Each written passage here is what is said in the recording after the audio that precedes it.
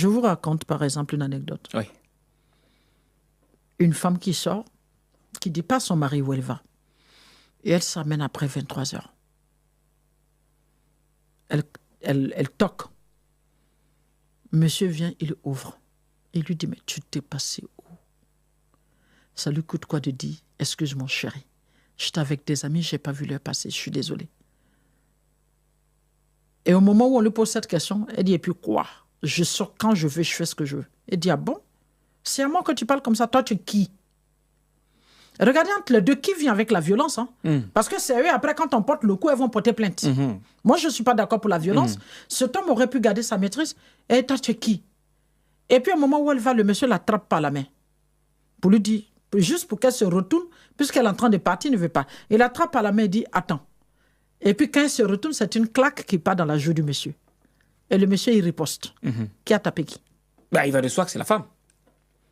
Et quand on va porter la plainte, ce pauvre monsieur va se retrouver en prison.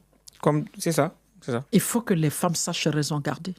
Il faut que les femmes sachent raison garder et qu'elles mettent les balles à terre.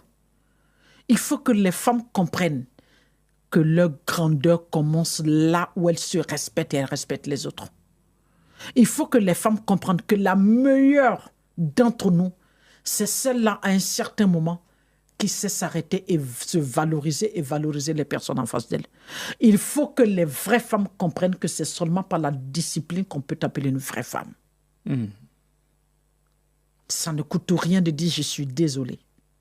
Ça ne coûte rien de dire « je ne savais pas que ça allait te gêner ». Ça ne coûte rien de dire « mon chéri, tu sais que je t'aime bien, je ne l'aurais pas fait exprès pour te faire mal ». Ça fait 1 minute.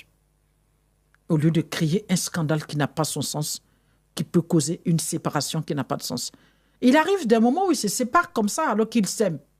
Parce que tout simplement, monsieur est frustré. Monsieur est diminué dans sa chair. Et comme il ne peut pas porter de coups parce que c'est pas là qu'il est un homme et qu'il ne se donne pas le droit de faire ça parce qu'il est bien éduqué, il est obligé de partir. Et elle-même, elle l'aime. Après, tu te rends compte qu'elle ne peut plus se remarier ou bien elle ne peut plus rester longtemps parce qu'elle se rend compte qu'elle aime toujours quelqu'un qui est parti. Oui. En fait, c'est ça. Soyons nous-mêmes notre ami. Évitons d'être nous-mêmes notre propre ennemi. Mais les hommes qui sont scandaleux, qui sont colériques, tu as affaire à un homme scandaleux. Un homme scandaleux n'est même pas mariable. Mais un homme colérique est mariable parce que c'est normal, il se met en colère. Mais tu as un mari qui est en colère, au moment où tu es en colère, toi tu baisses. Quand il finit sa colère, au moment où il est content, tu lui rappelles que ce qu'il a fait, c'est pas bon. Sinon, un homme scandaleux, un homme vraiment qui est dans le scandale n'est pas mariable.